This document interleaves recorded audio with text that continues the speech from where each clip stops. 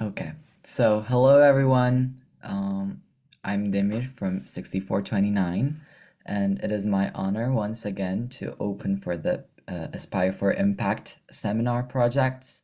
Today we're going to present the PIT presentation fifth seminar. This Aspire for Impact project is done with the collaboration of 1511 Rolling Thunder, 3990 Tech for Kids, 5614 Team Sycamore, 6429 Fourth Dimension, 6652 Tigres, and 6865 Manitoulin Metal, which are all Impact finalist teams. So once again, welcome to the Aspire for Impact seminar series. All of these seminars will be conducted on Sundays at 11 a.m. with Eastern Standard Time, and the next seminar will be on Spike Prime Education, and it will be on 15th of December. Please be aware that all of these meetings will be recorded, and we keep the right to publish them on our YouTube and Instagram and other social media platform accounts, but no personal information such as your name, your team, will be published. But if you wish to ask a question through the chat, through the Zoom's chat, or by turning on your microphone, we then keep the right to publish it too. And speaking of questions, as always, we're here to guide, we're here to assist you on your FRC journey. So please do not feel any hesitation to ask any questions related to or not related to this topic presentation. And besides that, we will be glad if you can keep your questions up until the end of the seminar so that the speaker won't be interrupted, and 6429 won't be presenting any kind of presentations for today. We're just opening. So, and also 1511 is going to present through a video call because their schedule is a bit tight. So 3990, let's hear it from you. Hi, it's good to be here. And Tech for Kids, we are the 2024 finalists. We're from Montreal, Canada, and today we'll be giving a little bit of some insights into how to master the PIT presentation. So I looked through the visual support that we made, and I think we're taking a little bit from everyone and gathering them together. So we're excited.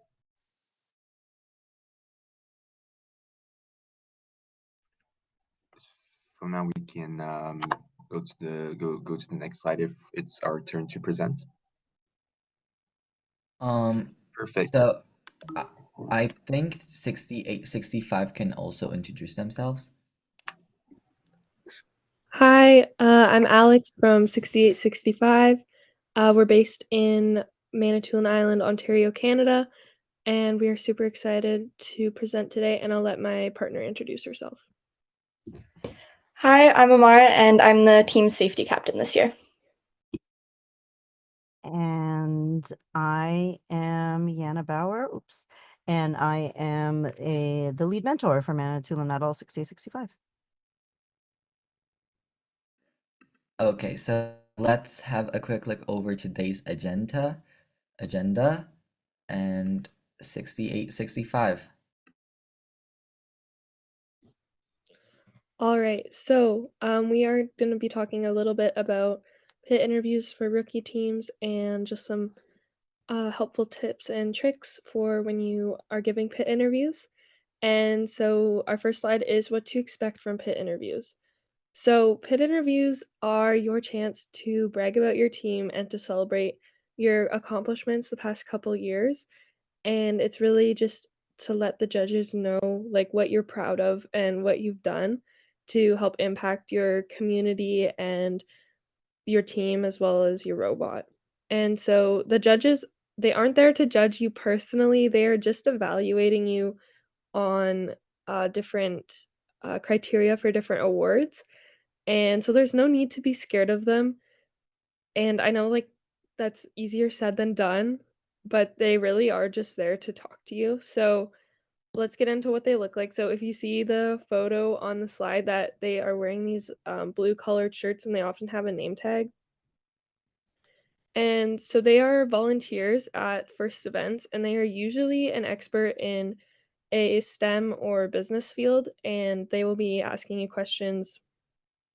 There's a couple sample questions later on in the presentation, and they talk to you. That's pretty much what they do. And like the most important thing to remember of this entire interaction is that it's a conversation.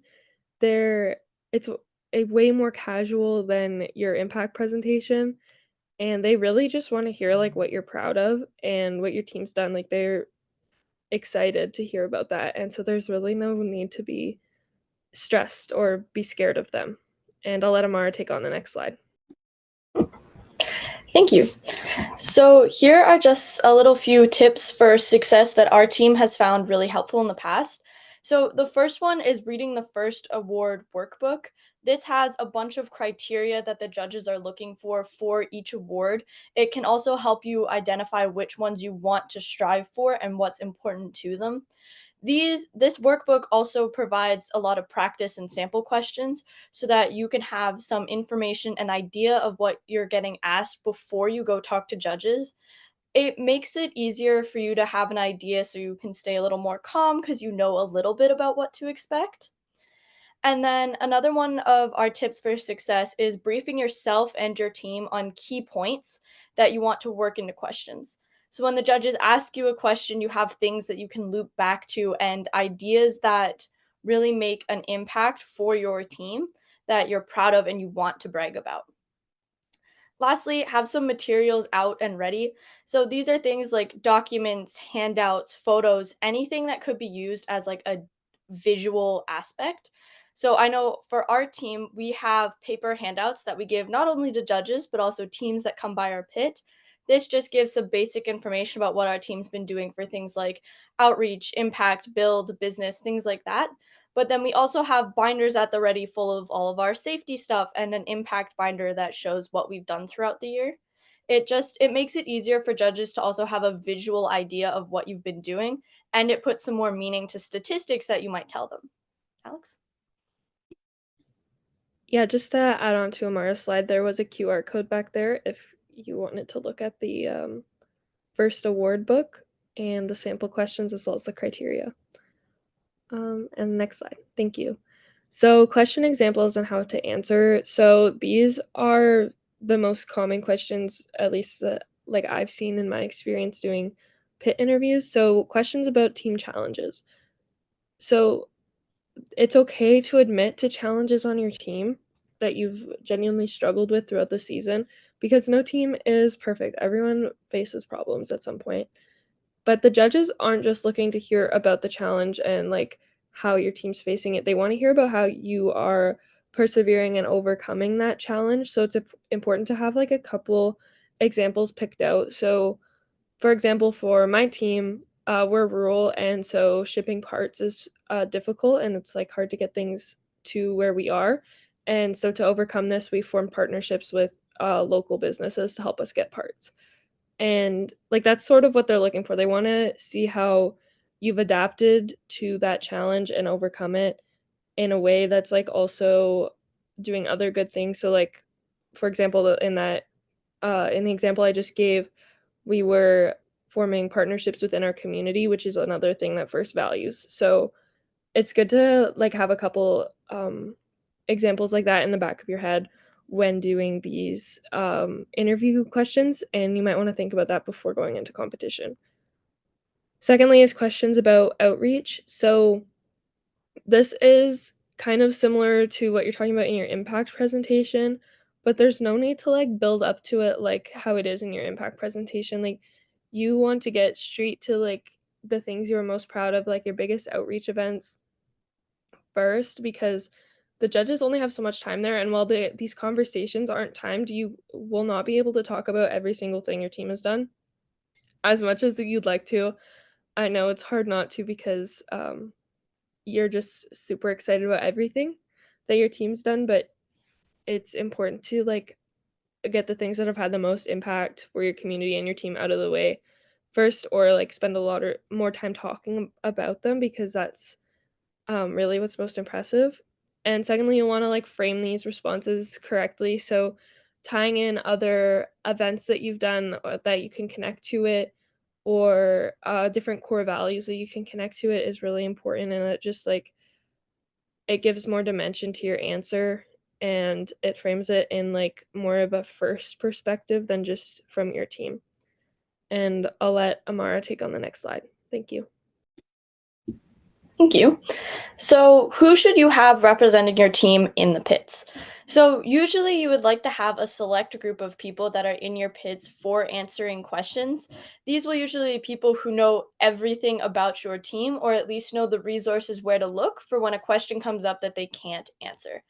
Consider the fact that if these people aren't in the pit, who would be? You always want to keep someone there who can answer questions.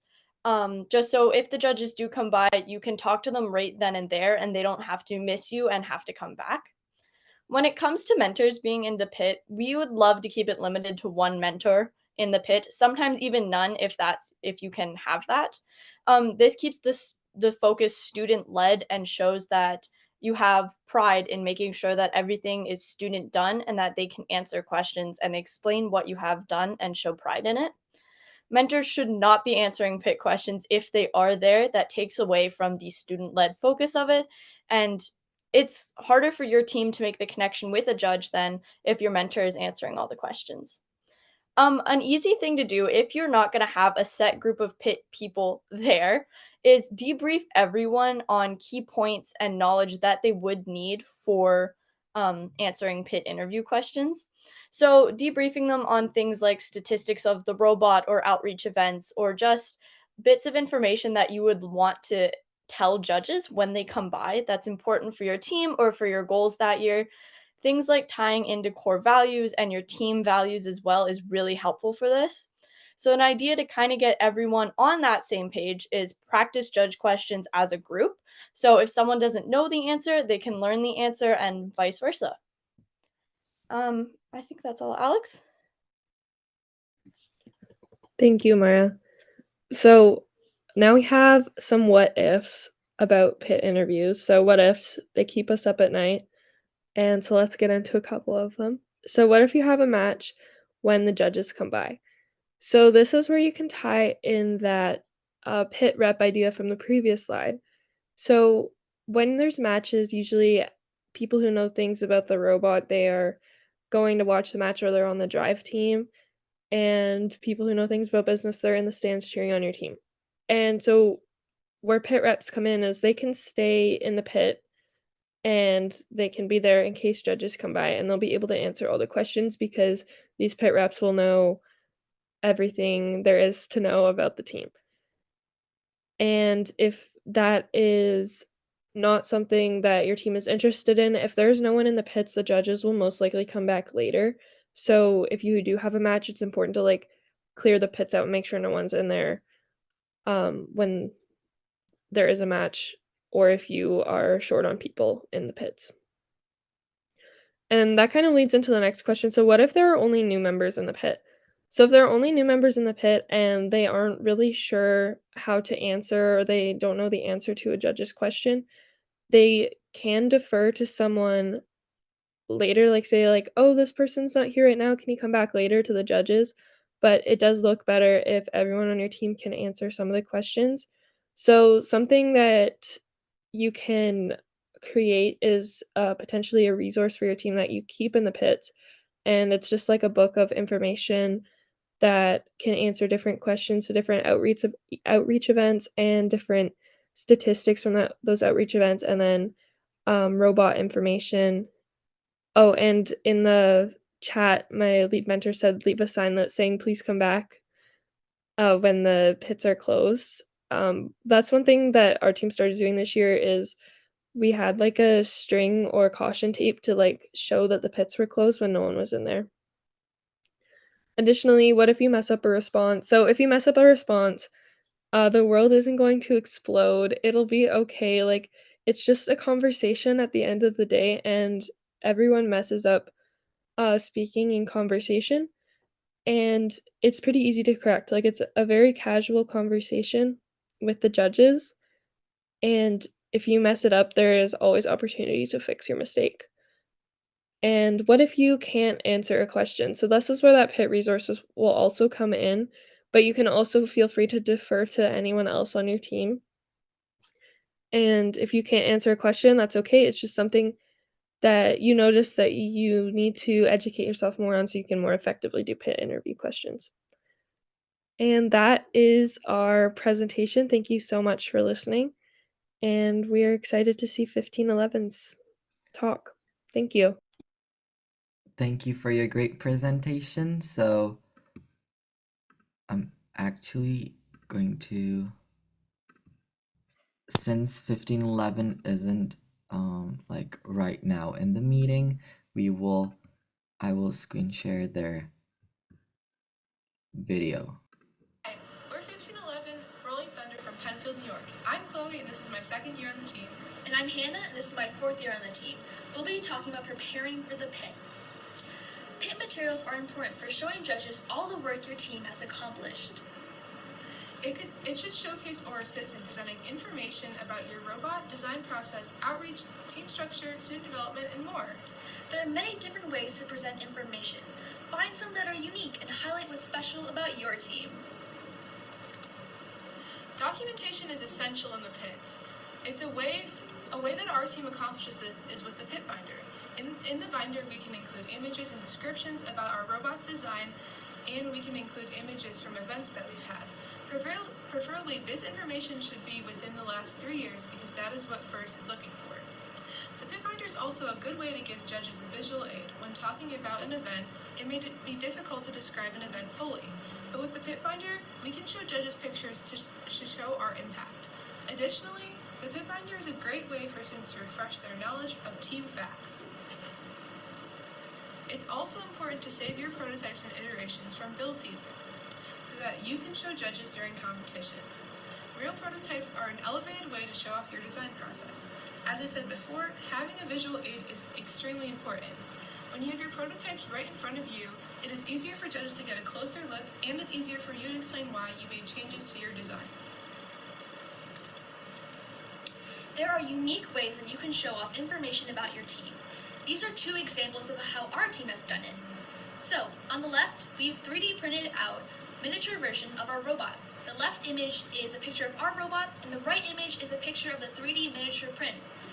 This came about as a result of improving upon our outreach efforts. At demos, we noticed that there may be a visually impaired child, and it'd be difficult for them to interact with the robot in a safe manner. So, the miniature was a way for them to touch the robot and understand what it looks like and how it moves. It's just a small, unique item to show off and present a team initiative. On the right, we also have hung posters around our pit with creative student-made infographics. This provides a team spirit feel to our pit and presents information in another unique way. It's also important to have pit crew trainings. These help prepare teammates to talk with judges. Your students should know their robot really well, but do they know the team really well? Well, there are two types of pit judges, robot judges and attribute judges. In most cases, the pit crew students are more prepared to answer questions about their robot than the attributes of the team. It's important to train them for the robot and attribute questions. So, how do you prepare your pit crew students? Well, this is some 3 points that we thought would help. First, ask sample questions to your teammates. Utilize experienced mentors and students. Hopefully, there's some mentors that have already gone through pit crew before, and there's some older students that have already experienced what pit crew is like. They should know what the judges ask and what it's like to interact with them. So, they can host practice Q&A sessions. They can train newer pit crew students on what questions to expect. Another point is to review pit binder materials. We mentioned earlier that you should have some sort of team documentation on hand in the pits. Pit crew students should read the team's documentation to learn. They should be well versed in most of the team's facts. And finally, pick favorites. Judges frequently ask students if they have a favorite event, memory, or demo. Be prepared to answer this question. It's always good to have this answer on hand. And with that, we hope you have a great season in the pits. We thank 1511 for their great presentation, and we'll move on with the Canva again.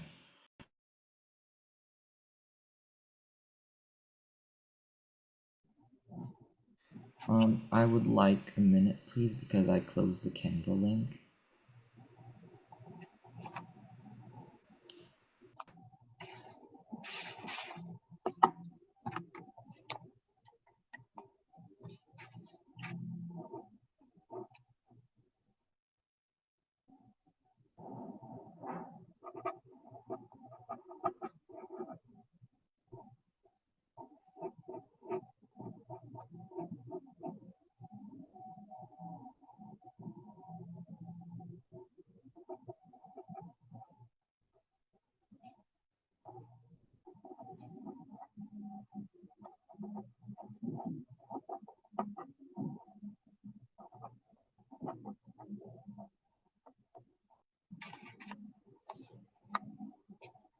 Yes, perfect. So, hi, we're 3990, and today we're gonna be going a little in a little deep dive into how to master our bid.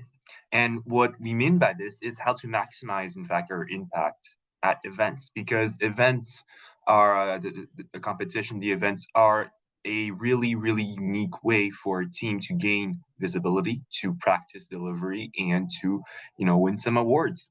It's really unique in the way that there's many teams there, there's hundreds, if not thousands, of visitors, and dozens of other teams who are there. So it's really an opportunity that we really want to take advantage of. And speaking of the goals here, we're going to be deep diving into each one of them to talk about how you can maximize your impact in your goals. So the visibility, if we can go to the next slide, the um, the pit is your team's embassy. That's really how we look at it. And you want to make a strong first impression, especially if you're a new team and you want to be able to present your team story. So, who are you? What you guys have been doing? What are your projects? It's really, really a chance for your team to establish itself and to build a sort of storyline about around who you are. And it's also an opportunity not only to talk about yourself, but also to build connections with other teams there as well. Every time that for us, for example, we're from Canada, but when we go to the to events in the States, every time we have really interesting discussions with other teams from the US to talk about the challenges we face, and even sometimes we build friendships, and later on we can use those sort of friendships to help us out. For example, if we need to ship material, some teams we have partnerships in some teams that we met at events that can help us out. And that's something that's really, really interesting to have, especially if you're a new team or if you're an international team or from sort of a remote area. And also the last point that I want to touch upon is social media, because we know that social media and at our online presence, we had a whole seminar about that, but it's really, really important. And sort of the every time we go to competitions, it's a gold rush for creating social media content, because it's like this pinnacle, this peak of all the attention during the season. It's concentrated on during those events. So we see I'm sure that this relates to other teams as well, but you can see sort of like a sharp increase in the followers you get, in the views that you get during those competitions. So it's really, really important to take advantage of it. So moving on to the next point we have, which is, we want to give you an example of how we managed to, yes, this slide, thank you, to gain visibility during an event. So this fall, we went to Rochester with our sister team, Tech Junior, and we actually have been running an initiative since last year to recognize robotics as a sport. And we've been running this initiative locally in Quebec, and we work with a bunch of organizations, so on and so on. But point being that we really wanted to take this opportunity to bring some attention from the other teams in the States, because it'll be our first time to present what we've been working on. So we went in a bit, we set up this banner, and we did a giveaway. What we did is that we had a sort of petition that was there. If you can see on the bird mascots, he's holding it. It's a petition that team members can sign, and at the end of the day, we had the chance to go on the field, actually, and to give away a drone. from one of the people who signed the petition. So what we did through that is that we got our message across. We connected with other teams by talking to them, and many of them gave us feedback as well on how they see our project and how it relates to them in their region. So that's something that's really, really important to have as well when later on you're going to be applying for the impact award and so on. We also got results. We had more than 200, I think, signatures from that one day of competition, and that's something that is really only possible when you're in the event itself and not if you're doing an online survey or anything. I don't think you have that much of a response in such a short amount of time. We also had an online result as well. Many teams reposted our story to help us get our message across, and it was also a lot of fun. We gave out a drawing. We had a lot of fun. We had and discussions with mentors, with other students, and that's something that I think that is really, really interesting for other teams to think about as well. So now moving on to the next point, which is that the PIT presentations is also an amazing opportunity to practice your delivery. And we always say that the key to acing our interviews, may it be PIT interviews or impact award interviews, practice, practice, and practice. And what better chance you have at practice and practicing in front of people that are not from your team, from others who want to know what your teams have been up to. So we use what we call a feedback loop, which is that first we deliver our content, maybe to judges, to other team members, to visitors, to parents, whatever. And excuse me. And the important part is what comes after it, which is that first we're going to gather feedback. And gathering feedback is really a unique art as well, because you can't always just straight up ask everyone, what you think. Well, what do you think of what we said? Sometimes you can, and sometimes it's more difficult. So then, what's important to find other ways to gather feedback, and one of it is through you can ask questions from them explicitly or implicitly. You can look at their reactions. How do they react to something that you just said? And it's important to write those down or remember it so that after, when you analyze it with your team, hopefully you can start with a general overview. This is a story that we've been telling people today about our team. Has it worked? Has it not worked? Have we got our message across? And then you can really go into the little details, the specifics, to see this point, maybe because we had so many reactions that were not what we hoped for. Maybe we need to twist our message a little or find another way to deliver the same content. And based on that, which is basically the next point, we're going to be able to improve our content, and you're going to be able to nitpick, this little detail. Maybe we can find another way to say it, or maybe we need more visual support or more numbers to really support our point, because we believe it's really, really important that people understand the importance of what we're doing. And after that, you're going to go deliver the content again, as many chances as you can, over and over and over, until you're satisfied with the results. Now, moving on to the next point, which is to distinguish really between the content and what we call the container. The content is everything that you can't really change when you're presenting something. It's the outreach you've done, the projects, the statistics, the numbers, what you've done over the last 3 years. It's in the past. You can't really change it. But what you can always choose is how you choose to tell your story. And that's what we call the container. The same content, you can put it in a bowl, in a basket, in a mug, in a jar, and it's always a different final result. And based on your goals at the event, you can choose to change your container as many times as you want. And what we mean by container is all the different aspects of the storytelling. So it may be the theme that you give to your story. Is it about accessibility for teams? Is it about diversity, inclusion? All the different themes regarding those projects that you've done, you can sort of package it in a little different way and change your message a little. It's about the props, the emotions that you show, the importance that you give to certain aspect other than others in the projects that you've done. Change the whole message as well. The purpose, what's the purpose of your content? How does it relate to your story of your team? The style that you do it, the way that you present, and I'm not, and I can't really give details and specific examples because it changes every time that we present, and it changes for every team as well. You know, the way we present this to our parents or to our sponsors or to judges at our events, it's all different. But it's up to each and every team, I think, to be able to choose the right container for the same content that they're going to keep delivering over and over again. And that is where you can make the difference. Now, moving on to the next part, the final part, which is to win awards. That's something that I think every team, including us, love to do. And there's I think more than a dozen awards that you can win. And there's robot awards and there's team attribute awards. And no matter which category the award is in, the process for analyzing it is the same. First of all, you're gonna read through the award guidelines using, say, the award workbook that 6865 talked about earlier.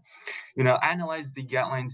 Then you're gonna be able to identify sort of the key concepts. You know, in this award, it talks about the robot autonomous actions, that's for the autonomous award, and then you're gonna be able to put all those in sort of a little container with all the important aspects that you have to take into account.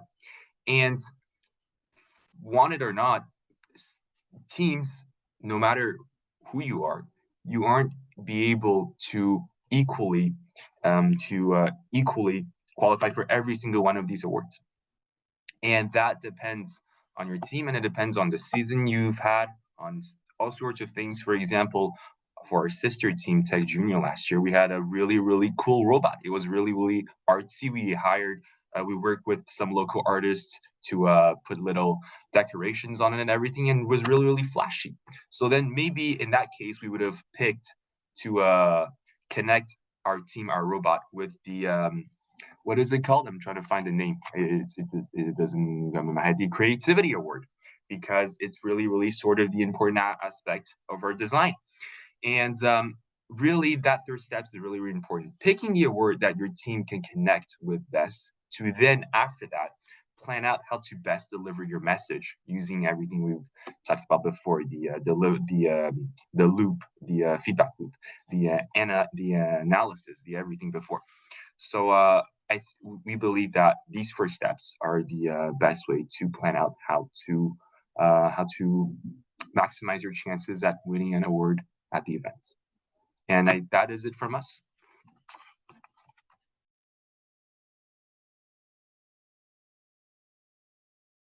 So I'm going to pause recording.